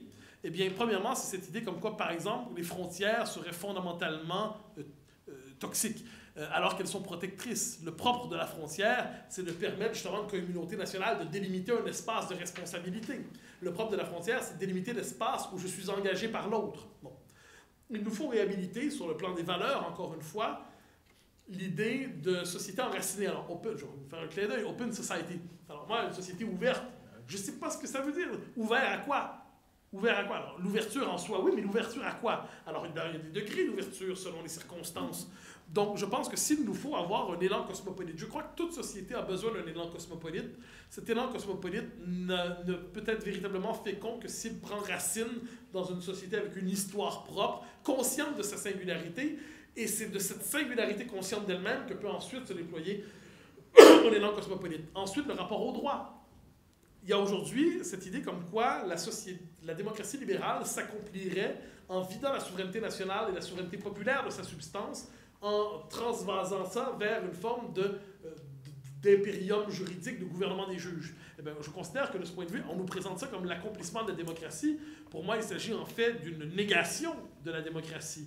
Donc, je crois qu'on a tout intérêt à mener cette bataille, comme je dis, en nous délivrant de l'hypothèse de l'ombre jaune pour renouer, ou du Docteur Terreur, si vous préférez Austin Powers, et sur le fond des choses, pour voir comment c'est une bataille qui se mène sur le plan des idées. D'ailleurs, il y a une chose qui serait intéressante à faire, notamment, mais je le fais de temps en temps, c'est prendre au sérieux les textes onusiens, par exemple. Les textes onusiens. Le fameux pacte de Marrakech dont on parlait récemment. Le pacte de Marrakech, moi, ça me fascinait. On nous disait, voilà un texte qui est non contraignant, ne vous inquiétez pas, sans aucune portée, mais vous devez absolument le signer. Bon, il faudrait décider quand même. Or, quand on le lisait, eh bien, on constatait que c'était la première étape vers la construction d'un droit international des migrations, de la migration en fait. Droit fondamental à migrer. Donc, devant cela, je pense que nous avons tout intérêt à mener la bataille sur le terrain des idées sans personnaliser à outrance cette querelle. Je vois une question ici. La remise en question de la conscience nationale en Occident n'est-elle pas aussi le fait de l'absence de grandes épreuves depuis plusieurs générations? C'est ce que Pascal Bruckner appelait la mélancolie démocratique. La mélancolie démocratique, c'est-à-dire que nous en étions, je pense au début des années 90, elle avait écrit ça, nous étions presque fatigués de la paix. C'est-à-dire, la paix finissait par nous lasser. Et on en avait un peu assez. On espérait vivre à nouveau de grandes épreuves qui sauraient nous emporter. Traduisons ça plus concrètement. Oui, je crois que les grandes épreuves sont absolument essentielles à la formation de la conscience nationale. Il ne faut pas les souhaiter à certains égards. Il ne faut pas les souhaiter parce qu'elles se présentent à nous inévitablement. L'histoire est tragique. Et nous sommes de nouveau entrés dans des temps tragiques. Et j'ajouterais que les grandes épreuves depuis quelques années, vous en avez vécu quelques-unes quand même, me semble-t-il. Je ne les mets pas en équivalence, mais j'évoque des grandes épreuves des attaques terroristes à répétition, je pense au Bataclan notamment, au sentiment d'une insécurité plus grande dans nos pays, à la crise migratoire, donc des éléments distincts, mais qui sont chaque fois pour être présentés comme des grandes épreuves. Je crois que nous les vivons aujourd'hui, ces épreuves-là. Mais encore, doit-on être capable d'avoir une réponse adéquate, devant les épreuves. Or, c'est là que je crois qu'il y a une forme de faillite de l'intelligence collective, quand nous ne savons devant le terrorisme qu'allumer des bougies et dire cette phrase qui me fascine, « Vous n'aurez pas ma haine ». Franchement, moi, si vous décidez de tirer sur des enfants en terrasse, vous l'avez même. Généreusement, double portion. Donc, cette espèce d'idée, vous rappelez-vous quand il y a eu l'attentat à Bruxelles, à l'aéroport de Bruxelles, et là, il y avait eu partout sur Facebook, on montrait Tintin qui pleurait, Tintin belge. Et j'avais écrit une chronique chez moi dans le Journal de Montréal qui avait porté « Tintin cesse de pleurer ». Parce que devant l'offensive, devant l'agression, devant des massacres, me semble-t-il qu'il devrait avoir une certaine décence à ne pas verser dans l'humanitarisme lacrymal. Il est nécessaire aussi quelquefois d'en appeler une réponse qui relève du régalien. Et de ce point de vue, je crois que les grandes épreuves, nous les connaissons aujourd'hui, mais nous peinons à savoir comment y répondre. Faire une marche ne suffira pas toujours. Pleurer tous ensemble dans la chaleur des larmes partagées ne suffira pas toujours. Il va falloir accepter que si nous sommes vraiment entrés dans des temps tragiques, il va falloir avoir une intelligence politique à la hauteur de ce tragique. De ce point de vue, la question qui est fondamentale aujourd'hui du retour des djihadistes dans nos pays, moi, quand j'entends une réponse strictement juridique qui dit « ben oui, ce sont des Français ou des Canadiens ou des Québécois égarés et on va leur offrir une belle thérapie de déradicalisation, ils appellent ça. Et ensuite, je trouve qu'il y a une forme d'irresponsabilité effrayante à travers ça. Il faudrait être capable de nommer les choses telles qu'elles sont. Des gens qui prennent les armes contre leur pays, il y avait un mot pour ça autrefois, c'était des traîtres. Mais notre époque semble réfractaire à l'utilisation d'un tel langage parce qu'il semble exagérément brutal. Or, je crois que nous devons, sans avoir quelque complaisance esthétique pour la violence ou le conflit, de ce point de vue, je ne suis pas spenglérien du tout. Moi, je suis très aronien. Je pense que l'histoire est tragique, mais je ne me complais pas dans le tragique. Vous savez, je pense que c'est le propre d'une certaine mentalité politique que de jouir des temps tragiques. Moi, personnellement, je pense que, comme nous tous, on aimerait vivre dans des temps tout à fait doux, où on pourrait faire des barbecues en paix chez nous. Mais l'histoire fait en sorte que nous sommes de nouveau happés par le tragique, et il s'agit d'être à la hauteur en réagissant à ces temps tragiques. Monsieur? Vous pensez que la toute-puissance états-unienne, je ne vais pas dire américaine, est éventuellement une menace pour la démocratie française, pour notre conception de la démocratie? Oui, c'est une excellente question. Alors, il faut voir que ça a un peu changé aux États-Unis depuis quelques années. Mais je crois qu'il y a une forme d'impérialisme américain qu'il nous a tardé à reconnaître parce que nous étions marqués véritablement par le 20e siècle. Les Américains ont quand même traversé 2 fois l'Atlantique pour... la première fois, c'était une guerre traditionnelle européenne, mais la deuxième fois, les Américains ont traversé l'Atlantique pour libérer l'Europe. Et on aurait beau faire preuve de cynisme, comme certains le font, en disant « oui, mais c'était pour leur intérêt ». Je trouve que la parole dans la chanson de Sardou, vous connaissez peut-être, Les Ricains, est d'une justesse. Un gars venu de Géorgie qui se foutait pas mal de toi est venu mourir en Normandie. Il y a quelque chose de vrai là-dedans, c'est-à-dire que le peuple américain a fait preuve au 20e siècle d'un élan sacrificiel qui... Par ailleurs, il y a eu, à cause de ça, une immense puissance, sans aucun doute. Donc, on a, par un esprit de gratitude envers l'Amérique, on a tardé à nommer clairement ce qui aujourd'hui doit être nommé. C'est une forme d'impérialisme américain. Or, autant l'Amérique demeure une figure du monde libre, autant que l'Amérique devrait se mêler de ses oignons de temps en temps. Lorsque, par exemple, je donnais l'exemple de l'Irak tantôt, quand l'Amérique décide de jouer à la théorie du domino démocratique et se dit on va aller reconstruire le monde, c'était l'héritage des néoconservateurs de 3e génération, qui disaient, 2e et 3e, qui disaient on va façonner le monde pour la démocratie. Cet impérialisme démocratique était terriblement inquiétant. Quand les Américains eux-mêmes peinent à comprendre, vous savez, il y a un rapport qui est publié, je crois, c'est par le Congrès chaque année, un indice de la liberté religieuse dans le monde. Et parce qu'en Europe, on cherche à contenir notamment le voile intégral, on cherche à contenir l'expression, on a encadré politiquement les signes religieux, on colle une mauvaise note à l'Europe. Et on aurait envie de dire aux Américains, vous savez, il y a une diversité d'expériences dans le monde, une diversité d'expériences de la démocratie, et nous n'avons pas tous pour vocation à calquer notre existence sur celle des Américains. Donc, nous avons, je pense que, oui, il y a une forme d'impérialisme démocratique américain. Il s'exprime aussi, je me permets de le dire, mais ça parce que nous en sommes particulièrement conscients chez nous, dans une fascination morbide pour l'anglais, c'est-à-dire, pourquoi quand j'arrive à Paris, c'est « Welcome in Paris ». Mais qu'est-ce que c'est que ça? Bienvenue à Paris, ça se dit aussi. Hein.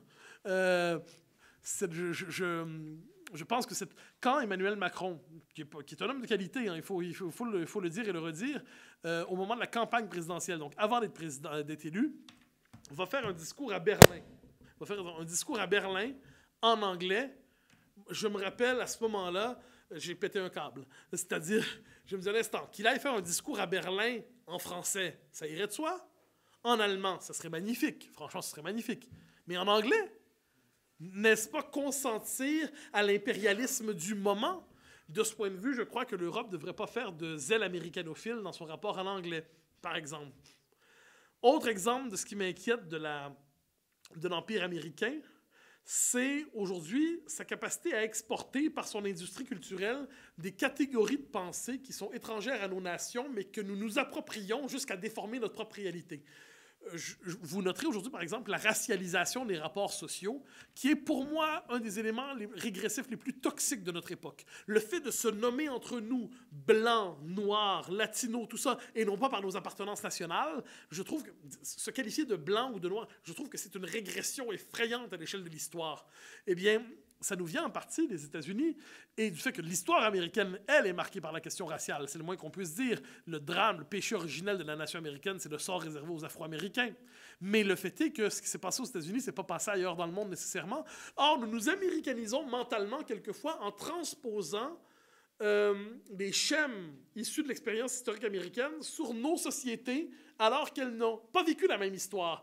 Quand on plaque, par exemple, l'histoire du mouvement des droits civiques américains, qui est un mouvement héroïque, admirable, mais qu'on le plaque sur la mouvance des indigènes de la République, qui prétend décoloniser de l'intérieur la France, et ainsi de suite, je me dis que là, on est coupable et victime tout à la fois d'une transposition de concepts qui relève d'une forme de dénaturation ensuite de la France, et presque d'une négation de la singularité française. Et ça, de ce point de vue, d'ailleurs, c'est fascinant, je me permets de vous le dire, j'ai déjà eu l'occasion de le dire en quelques lieux, cette formule.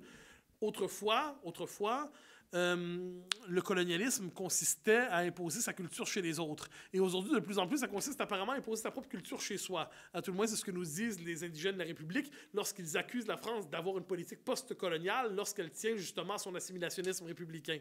Donc ça, je pense que j'y vois un effet de la pensée américaine. Tout ça pour dire que je ne suis pas anti-américain, pour vrai. Je crois que c'est une démocratie fascinante, c'est un empire fascinant, mais que je ne tiens pas à devenir américain. Et dans notre cas, nous, on est juste à côté. De vous qui avez le privilège, de ce point de vue, d'avoir l'Atlantique, je dirais, me semble-t-il que les nations européennes ne devraient pas ne devraient pas accepter que l'Europe est une extension. Tout comme l'Amérique, un jour, a cessé de se penser comme une extension de l'Europe, l'Europe ne devrait pas aujourd'hui se penser comme une extension de l'Amérique. Monsieur? Allez-y, puis ensuite je vais prendre celle-là. À quand datez-vous le début de cette forme de déconstruction du sentiment national? Il y aurait plusieurs temps. On peut dire que les années 60, en fait, ce qu'on appelle aux États-Unis les Radical 60s.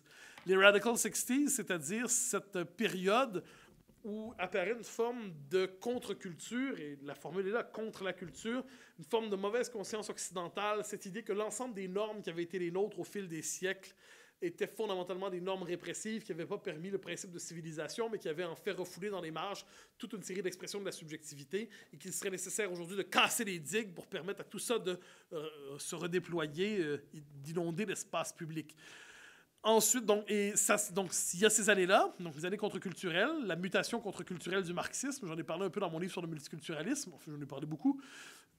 Ajoutez à ça aussi la relecture à partir des années 60 et 70, la relecture traumatique de l'histoire du 20e siècle. C'est-à-dire, on peut comprendre, après la Deuxième Guerre mondiale, qu'on se demande qu'est-ce qui nous a conduit là. Ça, on peut comprendre.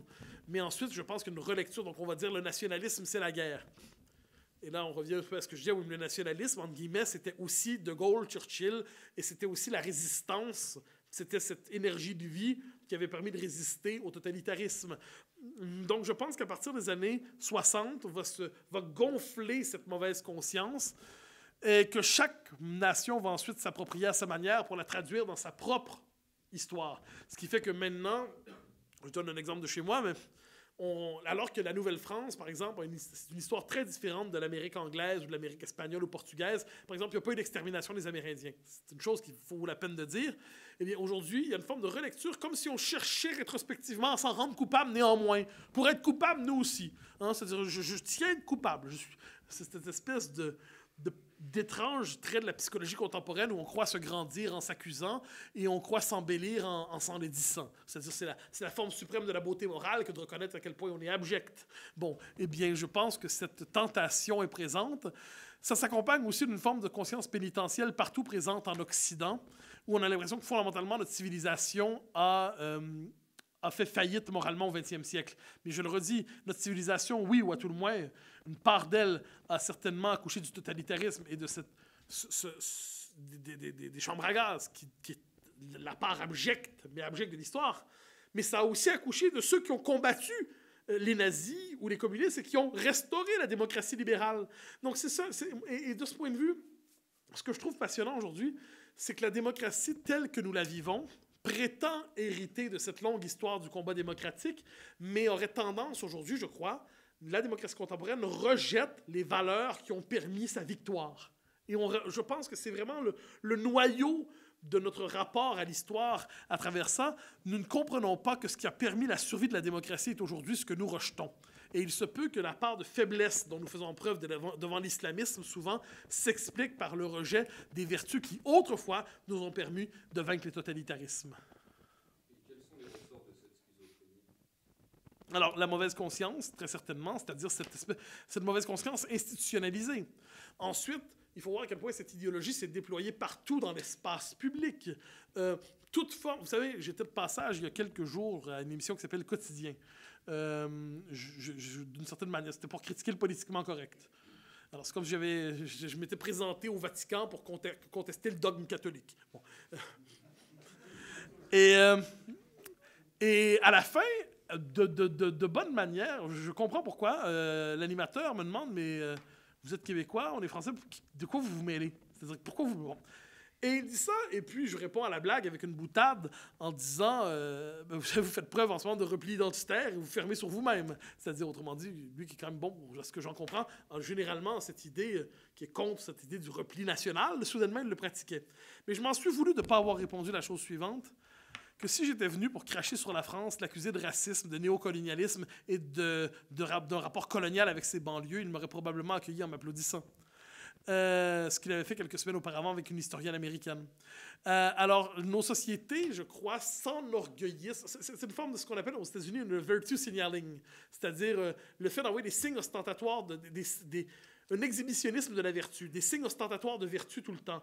Et qui veut participer à la vie politique et à la vie publique doit toujours envoyer de tels signes ostentatoires de vertu pour demeurer dans le jeu. Et si on le prend, par exemple, à dire oui, mais tout de même, l'histoire de France ou l'histoire du Québec ou l'histoire américaine n'est pas qu'odieuse, il y a aussi des pages admirables qui peuvent alimenter un sentiment patriotique légitime, tout de suite, vous entrez dans la catégorie des gens dignes du pire soupçon. C'est-à-dire, oh, qu'est-ce que vous voulez dire par là? Donc, le patriotisme aujourd'hui, le sentiment national, l'expression du sentiment national est soupçonné toujours de porter autre chose que ce qu'il affirme. D'une certaine manière, derrière une berceuse, nous voulons entendre un chant diabolique. Derrière l'amour d'un homme pour une femme, nous ne voulons voir souvent que la figure de l'agresseur. Et devant l'expression du patriotisme légitime, nous ne voulons voir que du racisme qui ne dit pas son nom. Alors, c'est cette espèce de psychologie du soupçon, de logique du soupçon, qui fait que plus rien n'est digne d'admiration. De Gaulle, ah, mais tout de même, il y a des pages noires. Napoléon, ne le célébrons pas parce que on va restaurer le Code noir, par exemple. Donc, ne célébrons pas, je pense que c'était d'ailleurs en 2005, je ne me trompe pas, ou dans ces années-là. Donc, la France n'avait pas célébré Austerlitz, mais avait célébré la bataille de je crois que c'était Waterloo. Non, c'était pas Waterloo, je pense que c'était de Gibraltar, quelque chose comme. Donc, elle avait participé à la célébration de sa propre défaite sans participer à la célébration de sa victoire. C'est un peu étrange. Alors, Trafalgar, pardonnez-moi, excusez-moi. Bon, voilà, je vais chercher le mot. Ça finissait en art, mais je n'avais pas le terme. Avatar. alors, je dirais qu'il y a, par rapport à tout cela, il y a une forme de désir aujourd'hui, une conscience morale pervertie qui fait qu'on s'enorgueillit de se maudire. Et tant qu'on ne restaurera pas une forme, je dirais, de bon sens politique et historique qui consiste à s'enorgueillir de ses exploits et à par ailleurs maudire les mauvais jours, il n'y a pas de problème avec ça, tant qu'on ne découvrira pas le roman national comme un roman contrasté, où il y a à la fois des pages misérables et des pages glorieuses et des pages ordinaires, et qu'on va se contenter sur les pages odieuses, eh bien, on va, je crois, entretenir ce sentiment, je dirais, national inversé, qui consiste à se faire une fierté de se détester.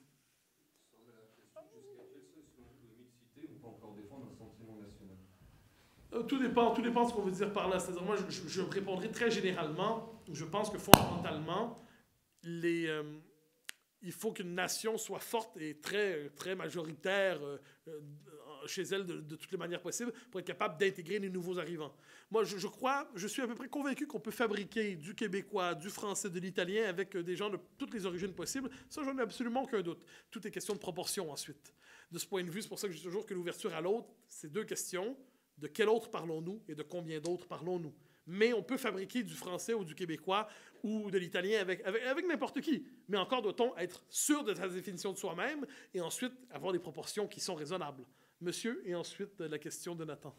Comment est-ce que vous pouvez expliquer que dans nos sociétés occidentales, on constate une crise de la question identitaire, en tout cas une difficulté à affirmer sa fierté nationale, alors que dans beaucoup de pays qui ne sont pas d'Occident, on affirme de plus en plus son appartenance à un État, une nation, et sa fierté à y appartenir en Chine, en Amérique du Sud, en Turquie, en Russie. Alors, je répondrai très brièvement, car la prochaine partie, l'autre conférencier vient de se joindre à nous. J'allume Bruno Retailleau qui vient de se joindre à nous. En quelques mots, simplement, je crois, on y revient, je le disais tantôt très rapidement, c'est cette mauvaise conscience propre à l'expérience du 20e siècle et cette relecture de l'histoire culpabilisante qui fait en sorte qu'on a inhibé, décomposé, étouffé le sentiment national. Mais donc, je pense que c'est lié à l'historiographie, appelons ça, ou au récit collectif dans lequel nous évoluons. C'est lié aussi, évidemment, au développement d'un individualisme pathologique, à la perte de capacité d'intégration de nos sociétés. Donc, les facteurs sont nombreux, alors que cette conscience pénitentielle n'est peut-être pas présente aussi clairement ailleurs. Et la dernière question, parce que j'avais promis d'y répondre en 3 secondes, comme Québécois passionné par la France, ne vous sentez-vous pas un peu membre de la nation française? Si je ne parlais que du sentiment, je dirais beaucoup, mais je n'ai pas la prétention ensuite de... Vous savez, c'est déjà assez difficile de ne plus être Canadien pour devenir Québécois, alors devenir Français, ce sera l'étape suivante. Mais mon travail pour nous sera le Québécois. Alors, je passe la parole à Bruno Retailleau qui vient se joindre à nous. Salut Mathieu, non mais reste, non mais restez là. Je voudrais vraiment remercier Mathieu, il a fait un tabac, m'a-t-on dit, aussi bien ici que dans les ateliers. Il a beaucoup bossé en plus, et vraiment c'est du fond du cœur que je le remercie, parce que vous avez là un des intellectuels les plus talentueux de cette génération, vraiment.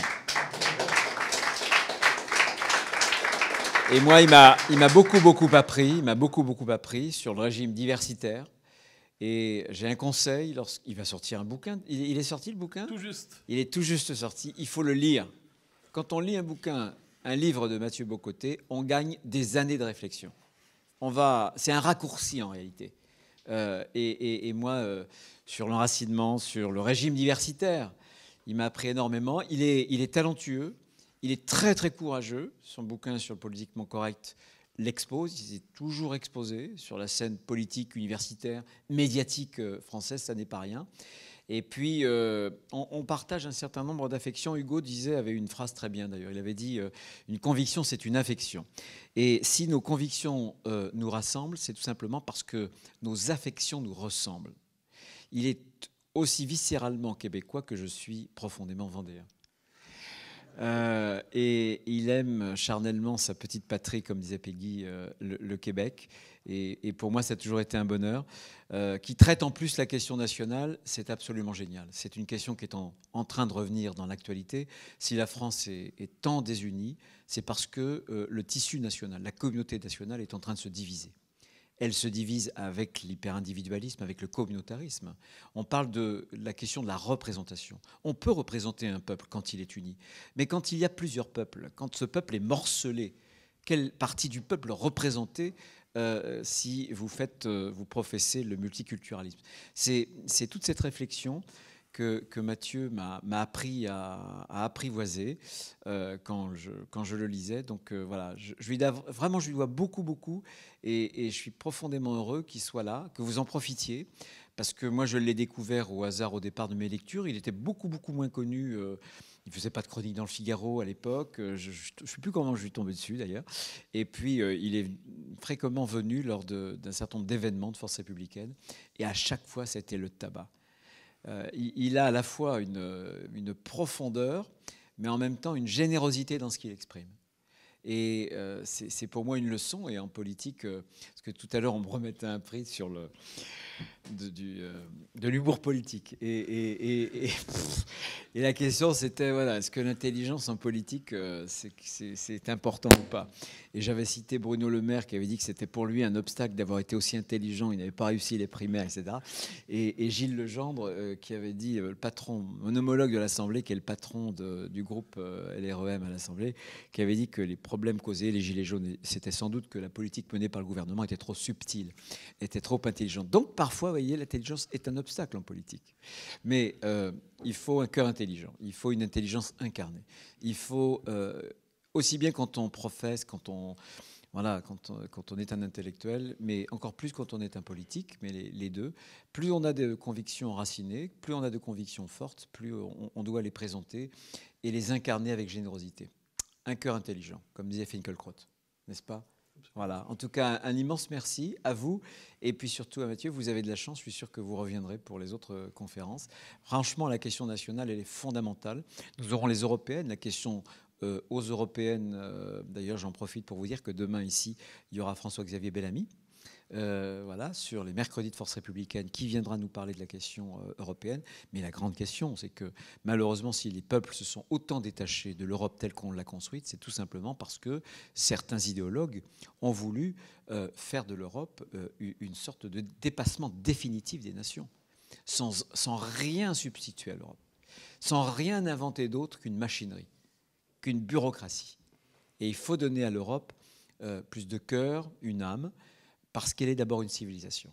Et il faut qu'on la sorte de ce paradoxe qui est abominable, qui est que tous ceux-là ont voulu faire de l'Europe ce qu'elle n'a jamais été, c'est-à-dire une nation, un peuple, un État, et ils ont toujours refusé de faire en sorte qu'elle devienne ce qu'elle a toujours été, une civilisation. Et c'est, je pense, ce qu'on attend avec François-Xavier, qu'il puisse hisser cet étendard d'une Europe comme une civilisation et pas seulement comme une machinerie, pas seulement comme une monnaie unique, pas seulement comme un marché unique, avec évidemment un certain nombre de mesures, il en faut, pas de problème, mais faire en sorte que l'Europe redevienne notre civilisation commune. Voilà. Mille merci à Mathieu, merci aussi à vous d'être venu ce soir.